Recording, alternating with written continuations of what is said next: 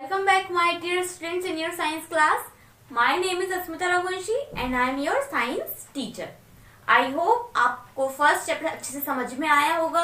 अभी किसी बच्चे ने मुझसे डाउट नहीं पूछे हैं, अभी भी किसी को कोई डाउट है तो आप मुझसे अभी भी क्लियर कर सकते हैं, मैं आपको समझा सकती हूँ. ओके, आई होप आप लोगों ने सारे क्वेश्चन आंसर्स वगैरह आपकी कॉपी में लिख लिए होंगे. उससे रिलेटेड कोई भी डाउट हो तो आप वो भी मुझसे पूछ सकते हैं. बिना पूछे कोई भी काम अपनी मर्जी से मत करिएगा, ठीक है. तो आज हम हमारा न्यू चैप्टर स्टार्ट करते हैं जिसका नेम है फिजिकल एंड केमिकल चेंज. ये आपका चैप्टर 6 है जो कि मैं पहले करवा रही हूँ. बीच के जो चैप्टर्स मैंने छुड़वाए हैं वो हम स्कूल रीओपन होंगे तब करेंगे, बिकॉज उनमें आपको लैब की नीड रहेगी.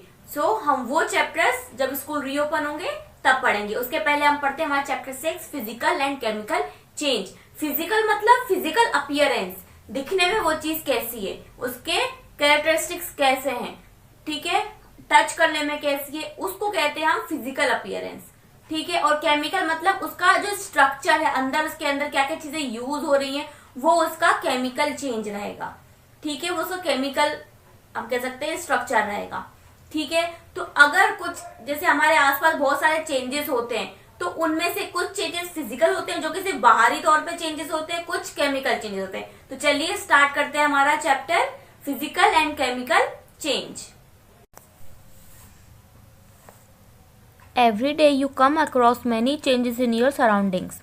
These changes may involve one or more substances. For example, your mother may ask you to dissolve sugar in water to make cold drink. Making a sugar solution is a change.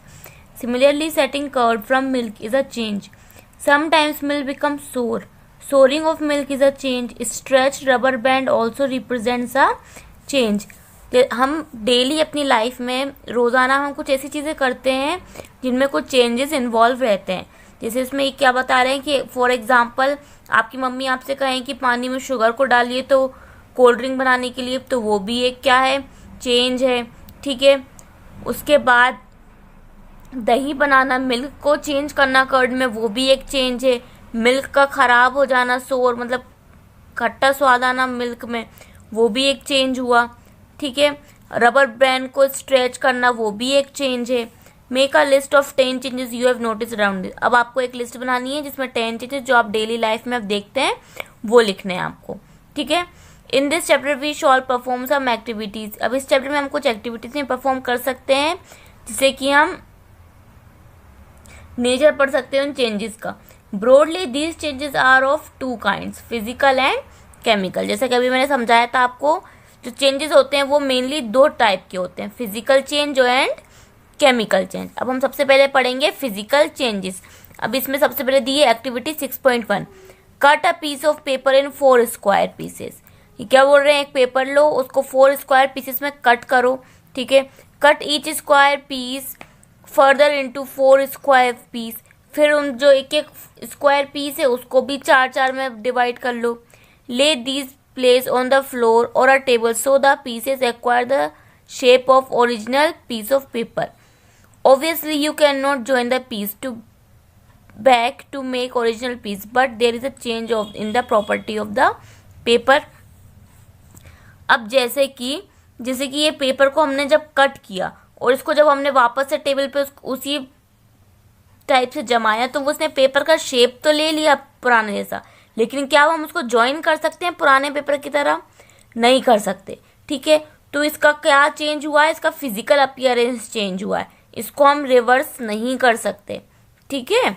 उसके बाद 6.2 activity देखिए, collect the chalk dust lying on the floor near the chalk board in your classroom और crush a small piece of chalk into dust. Add a little water to dust, make a paste, roll it into shape of piece of chocolate dry. Do you recover chalk from the dust? अब क्या बोल रहे हैं आपसे करने को कि आपको चॉक पाउडर लेना है, उसमें पानी मिला के पेस्ट बनाना है, उसको फिर से सेट होने के लिए रख देना है. तो क्या आप दोबारा से चॉक मिल जाएगी आपको? यस, मिल जाएगी हमको चॉक, ठीक है. तो ये चेंज कैसा हुआ, ये रिवर्सिबल चेंज हुआ, ठीक है. हम उसको पाउडर करके वापस से चॉक बना सकते हैं. Take some ice in a glass or plastic tumbler. Melt a small portion of ice, placing the tumbler in the sun. You have now mixed ice and water. Now place the tumbler in freezing ice plus common salt. Does the water become solid ice once again? क्या water जो था वो फिर से solid ice बन जाएगा? नहीं बनेगा, जिसमें जो कॉमन सॉल्ट होगा वो उसको जमने अच्छे से नहीं देगा. ठीक है. Boil some water in container. Do you see the stream rising? अब ये वही आपसे कह रहे हैं कि जब आप किसी वाटर को बॉयल करेंगे तो वो वेपर की तरह उड़ जाएगा, तो हम वापस से उसको लेकर आ सकते हैं? हम उसको वापस से लेकर नहीं आ सकते. ठीक है. अब यहाँ पर देखिए 6.5 एक्टिविटी नंबर. इसमें क्या बोल रहे हैं? इसमें आपको गैस स्टोव यूज़ करना है. तो ये सारी एक्टिविटीज़ हम स्कूल में करने वाले हैं, आप घर पर कुछ भी नहीं करके देखेंगे. ठीक है. ये आपसे कह रहे हैं कि आपको एक टोंग लेना है आपको. ठीक है. उसको आपको गैस स्टोव पे गर्म करना है, फिर आपको देखना है कि क्या उसका कलर चेंज हो रहा है. तो जब भी हम किसी लोहे को ज़्यादा गर्म करते हैं या स्टील को गर्म करते हैं तो उसका कलर चेंज होता है, हल्का सा रेड दिखने लगता है. वो हल्का सा रेड दिखने लगता है. तो इससे भी क्या हो रहा है? वो भी एक चेंज हुआ. ठीक है. Properties such as shape, size, colour and state of substance are called as physical property. किसी भी सब्सटेंस का शेप, साइज, कलर और उसकी स्टेट, वो किस स्टेट में है, वो क्या होती है? फिजिकल प्रॉपर्टी होती है. A change in which a substance undergoes a change in its physical property is called physical change.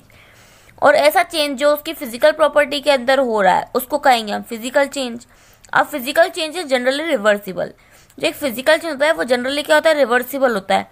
In such a change no new substance is formed. कब होता है रिवर्सिबल? जब उसमें कोई नया सब्सटेंस ना बन रहा हो. ठीक है. और फिजिकल चेंज में कभी भी कोई नया सब्सटेंस नहीं बनता. ठीक है. ऐसा ये फिजिकल चेंज की खासियत होती है कि उसमें कोई भी नया सब्सटेंस नहीं बनता. उसी प्रोडक्ट को हम उसका फिजिकल अपीयरेंस चेंज कर लेते हैं. फिर आते हैं हमारे chemical change. A change with which you are quite familiar is the rusting of iron. आपने देखा होगा लोहे में जंग लगना, वो एक केमिकल चेंज होता है. अगर हम लोहे को पानी में रख देंगे, कुछ टाइम के लिए ओपन रख देंगे, तो उसके ऊपर एक ब्राउनिश सब्सटेंस जम जाता है जिसको हम रस्ट कहते हैं. ठीक है. और इस प्रोसेस को हम कहते हैं rusting. Iron gates of park और farmland, iron benches kept in laws and garden, almost every article of iron kept in open get rusted. At home you must have seen shovels and spades getting rusted when exposed to the atmosphere. For some time in the kitchen, a wet iron pan tawa often gets rusted if left in that state for some time. Rust is not iron. It is different from iron on which it gets deposited. Iron के ऊपर क्या rust जम जाती है, आपने देखा होगा. बहुत कॉमन चीज़ है. लोहे का कोई भी स्टैंड, कोई भी आप चीज़ देखो तो उस पर क्या जम जाती है? रस्ट जम जाती है जब हम उसको एटमॉस्फेयर में रखते हैं. तो जो उसमें रस्ट जमती है ना, वो आयरन नहीं होता. ठीक है. अब यहाँ पे ये इस एक्टिविटी में क्या बोल रहे हैं? ये भी लैब वाली एक्टिविटी है. इसमें आपको एक मैग्नीशियम रिबन होता है, उसको लेकर उसको क्या करना है? पहले उसको क्लीन करना है सैंड पेपर से, फिर उसको बर्न करना है. तो उससे क्या होगा? एक ब्रिलियंट वाइट फ्लेम निकाल के वो अच्छे से बर्न होगा और फिर वो किस में चेंज हो जाएगा? एक पाउडर में, जिसको हम ऐश कहेंगे. ऐश मतलब राख. ठीक है. उसमें चेंज हो जाएगा. अब इस चेंज को हम एक इक्वेशन से रिप्रेजेंट कर सकते हैं. मैग्नीशियम को कैसे डिनोट किया जाता है? Mg से. और ऑक्सीजन को O2 से डिनोट किया जाता है. जब मैग्नीशियम रिबन को हम ऑक्सीजन के साथ रिएक्ट करवाते हैं, मतलब जलाते हैं, तो मैग्नीशियम ऑक्साइड बनता है. जब भी हम किसी चीज़ को जलाते हैं तो हमेशा ये ध्यान रखिएगा उसकी रिएक्शन हम ऑक्सीजन से करवा रहे हैं. CO2 की प्रेजेंस में कोई भी चीज़ बर्न नहीं होती, सिर्फ ऑक्सीजन की प्रेजेंस में ही कोई चीज़ बर्न हो सकती है. जब भी आग लगती है तो हम फायर एक्सटिंग्विशर को यूज़ करते हैं. फायर एक्सटिंग्विशर में CO2 यूज रहती है. ठीक है. इसलिए उसको यूज़ किया जाता है जिससे कि आग बुझ जाए. कभी ऑक्सीजन को आग के ऊपर नहीं डालोगे तो अगर आप आग के ऊपर ऑक्सीजन को डालोगे तो आग बुझेगी नहीं और ज़्यादा बढ़ती है. ठीक है. अब देखिए, collect the ash and mixed it with the small amount of water. अगर हम उस ऐश को लेंगे, उस जो राख निकली है उसको जलाने से, उसको लेके उसमें पानी मिलाएंगे, उसको एक एक्वस सॉल्यूशन बनाएंगे. ठीक है. और उसके बाद उसको अगर हम क्या करेंगे? लिटमस पेपर से टेस्ट करेंगे. With blue and red litmus paper. दो टाइप के लिटमस पेपर होते हैं, रेड एंड ब्लू। ठीक है, हम दोनों को टेस्ट करेंगे उसके बाद। ठीक है, on dissolve the ash in water forms a new substance. जब हमने ऐश को किसमें डिजोल्व किया, वाटर में, तो एक नया सब्सटेंस बना। This change can be written in the form of the equation. आपने क्या लिया, मैग्नीशियम ऑक्साइड को लिया, उसमें वाटर मिलाया, तो क्या बना, magnesium hydroxide, MgOH whole twice. ठीक है, इसमें जो ये मैग्नीशियम हाइड्रोक्साइड बना है वो क्या है, एक बेस है। ठीक है, so magnesium oxide is a new substance formed on burning of magnesium. ठीक है, magnesium hydroxide is another new substance formed by mixing magnesium oxide with water. इसलिए देखा आपने, इस एक्टिविटी से हमें क्या पता चलता है कि जो केमिकल चेंज होता है उसमें न्यू सब्सटेंस बनते, जबकि फिजिकल चेंज में कोई भी न्यू सब्सटेंस नहीं बनते। ओके, इसके बाद यहाँ पे अनदर एक्टिविटी दी हुई है, dissolve about a teaspoon full of copper sulphate, जो कि एक केमिकल होता है जिसको हम ब्लू विट्रियोल भी कहते हैं या फिर नीला ठोठा, in about a half cup of water in a glass tumbler और अ बीकर। एक बीकर में लेंगे हम उसको, ठीक है, कितना, हाफ कप ऑफ वाटर में उसको डिजोल्व करेंगे।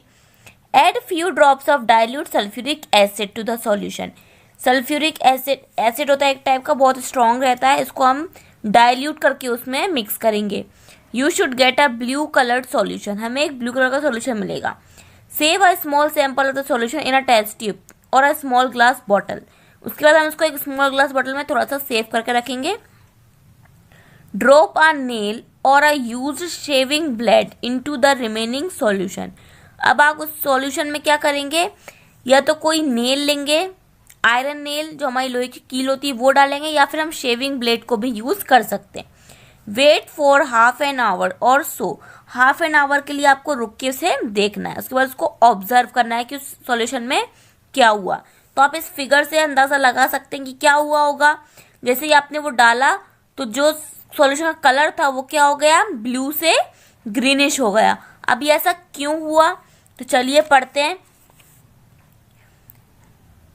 The change that you notice are due to reaction between copper sulphate and iron. अब उसमें जो कॉपर सल्फेट और आयरन थे उनमें क्या हुआ, रिएक्शन हुआ। ठीक है, तो the change of colour of the solution from blue to green is due to the formation of iron sulphate. Colour क्यों चेंज हुआ, क्योंकि अब उसमें क्या बन गया है, कॉपर सल्फेट से क्या बन गया, आयरन सल्फेट बन गया, एक नया substance. The brown deposit on the iron nail is copper. और आयरन नेल के ऊपर एक ब्राउन सा सरफेस आ जाएगी, जिसको वो क्या रहेगा, कॉपर रहेगा, जो उसके ऊपर डिपोजिट हो गया होगा। ठीक है, another new substance. We can write the reaction as copper sulphate solution जो ब्लू कलर का था, प्लस आयरन सल्फेट सॉल्यूशन जो कि ग्रीन कलर का था, प्लस कॉपर ब्राउन डिपोजिट। ठीक है, इस तरीके से हम इसकी रिएक्शन लिख सकते हैं। ठीक है, उसके बाद फिर से एक और एक्टिविटी दी हुई है यहाँ पर। Take about a teaspoon full of vinegar in a test tube. फिर से एक टेस्ट ट्यूब लेनी है जिसमें विनेगर डालना है आपको। Add a pinch of baking soda to it. उसमें बेकिंग सोडा डालना है।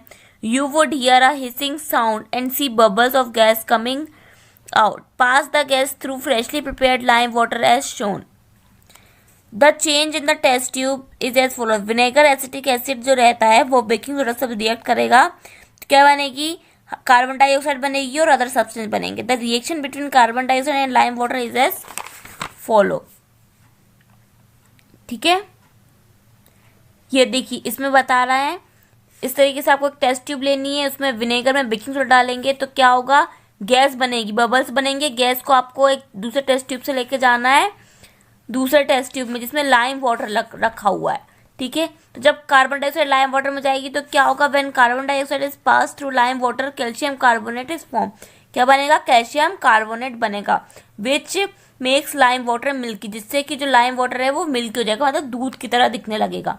ठीक है, तो turning of lime water into milky is a standard test for carbon dioxide. अगर हमें पता लगाना है कि रिएक्शन में कार्बन डाइऑक्साइड निकल रही है या नहीं, तो हम उसको इस तरीके से लाइम वाटर टेस्ट कर सकते हैं। ठीक है, ये रहा आपकी दूसरी activity. Okay.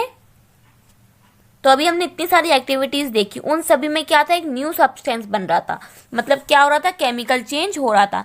A change in which one or more new substance are formed is called chemical change. ऐसा चेंज जिसमें एक या दो, एक से ज्यादा न्यू सब्सटेंस बने, वो केमिकल चेंज रहते हैं। A chemical change is also a chemical reaction. Chemical change को ही हम केमिकल रिएक्शन भी कहते हैं। Chemical change are very important in our lifes. Chemical change हमारी लाइफ के लिए बहुत ज़्यादा इंपॉर्टेंट रहते हैं। All new substance are formed as a result of chemical change. For example, digestion of food in body, ripening of fruits, fermentation, grapes happens due to series of chemical changes. A medicine is the product of chemical reaction. Useful new materials such as plastics, detergents are produced by chemical reaction. Indeed, every new material is discovered by studying chemical changes. हमारे आसपास जितनी भी चीज़ें होती हैं वो अधिकतर क्या होती हैं, केमिकल चेंज होते हैं। सारे इंपॉर्टेंट मेडिसिन जो होती हैं वो केमिकल रिएक्शंस के थ्रू बनती हैं। हमारा फूड जो डाइजेस्ट होता है उसमें भी केमिकल रिएक्शन रहती है, तभी डाइजेस्ट हो पाता है।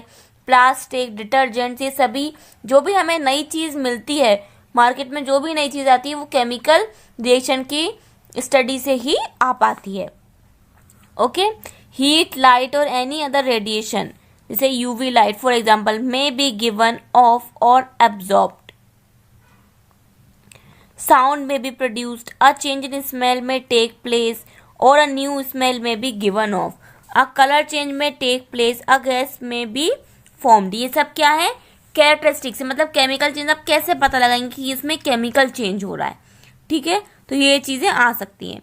You so that burning of magnesium ribbon is a chemical change. अभी आपने देखा कि जब मैग्नीशियम रिबन को जब हमने बर्न किया तो वो क्या था, केमिकल चेंज था। बर्निंग ऑफ कोल, वुड और leaves is also a chemical change. अब कोल को जलाना, वुड को जलाना, लीव्स को जलाना, ये भी क्या है, chemical change. In fact burning of any substance, किसी भी सब्सटेंस को जब हम बर्न करेंगे तो वो क्या रहेगा, केमिकल चेंज रहेगा। Burning is also a complaint by production of heat. इससे क्या होता है, हीट का भी प्रोडक्शन होता है। Explosion of a firework is a chemical change. जब कोई पटाखा जलाते हैं तो वो भी केमिकल चेंज है। You know that such an explosion produces heat, light, sound and unpleasant gases that pollute the atmosphere. That is why you are advise not to play with fireworks. जैसा कि आप लोग जानते हैं, आप अभी तक पढ़ते हुए आ रहे हैं कि जो पटाखे होते हैं उनसे क्या होता है, हीट निकलती है, लाइट निकलती है, साउंड निकलता है और बहुत सारी गंदी गैसेस भी निकलती हैं जो कि हमारे एटमोसफियर को पोल्यूट करती हैं। तो हमें उन चीज़ों से दूर रहना चाहिए। When food gets spoiled, it produces a foul smell. जब खाना सड़ जाता है, खराब हो जाता है, तो उसमें से भी स्मेल आती है। तो वो भी क्या है, वहाँ पे भी केमिकल रिएक्शन हुई है, तभी हमें वो स्मेल आ रही है, ठीक है। तो इस तरीके से आप यहाँ पे केमिकल रिएक्शंस के बारे में हमने अभी तक पढ़ा। अब हम पढ़ेंगे rusting of iron. Let us get back to rusting. This is one of the changes that affects the iron particles and slowly destroys them. Since iron is used in making bridges, ships, cars, trucks, bodies, and many other articles, the monetary loss due to rusting is huge. जैसे कि आप लोग जानते हैं, rusting of iron से क्या हो जाता है, आयरन पूरी तरीके से खराब हो जाता है, फिर वो यूज़ करने लायक नहीं बचता। लेकिन आपने देखा होगा अधिकतर चीज़ें हमारी आयरन से ही बनी होती हैं। Bridges, shapes, cars, truck, bodies, ये सब किससे बने होते हैं, आयरन के ही बने होते हैं। मतलब कि रस्टिंग से हमें बहुत बड़ा लॉस हो सकता है।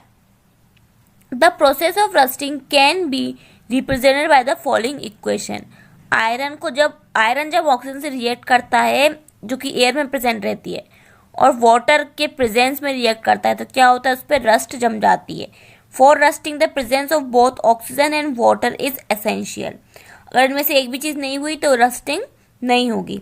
In fact if the content of moisture in the air is high, which means if it is more humid, rusting becomes faster. अगर एटमॉस्फेयर में वाटर ड्रॉपलेट्स ज़्यादा हैं एयर में, जैसे बारिश का जब मौसम होता है, तो रस्टिंग बहुत ज़्यादा होती है। अब इससे बचें कैसे? So how do we prevent rusting? कैसे रस्टिंग को रोक सकते हैं? Prevent iron articles from rusting coming in contact with oxygen or water or both. एक तरीका तो ये है कि हम उनको कॉन्टेक्ट में आने से रोक लें, one simple way is to apply a coat of paint or grease. सबसे सिंपल तरीका है कि आप उस आयरन आर्टिकल पे कोई पेंट कर दीजिए या फिर उस पर ग्रीस लगा दीजिए। In fact these coats should be applied regularly to prevent rusting. हमें ये चीज़ें रेगुलरली करते रहना चाहिए जिससे कि रस्टिंग नहीं होती है। Another way is to deposit a layer of metal like chromium और जिंक ऑन आयरन। अब एक और तरीका है, अगर हम आयरन के ऊपर किसी और चीज़ की कवरिंग करते हैं, जैसे कि क्रोमियम जिसको Cr से रिप्रेजेंट करते हैं और जिंक जिसको Zn से रिप्रेजेंट करते हैं, ठीक है, हम उससे भी रस्टिंग को बचा सकते हैं। उसके बाद this process of depositing a layer of zinc on iron is called galvanization. ठीक है, वो प्रोसेस जिसमें हम आयरन के ऊपर जिंक की लेयर डालते हैं उसको कहते हैं हम गैल्वनाइजेशन।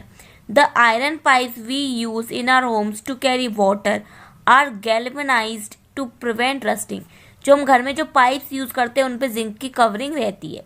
ठीक है, you know that ships are made of iron and a part of them remains under water. अब जो शेप्स रहती हैं वो किसकी बनी रहती हैं? आयरन की बनी रहती हैं।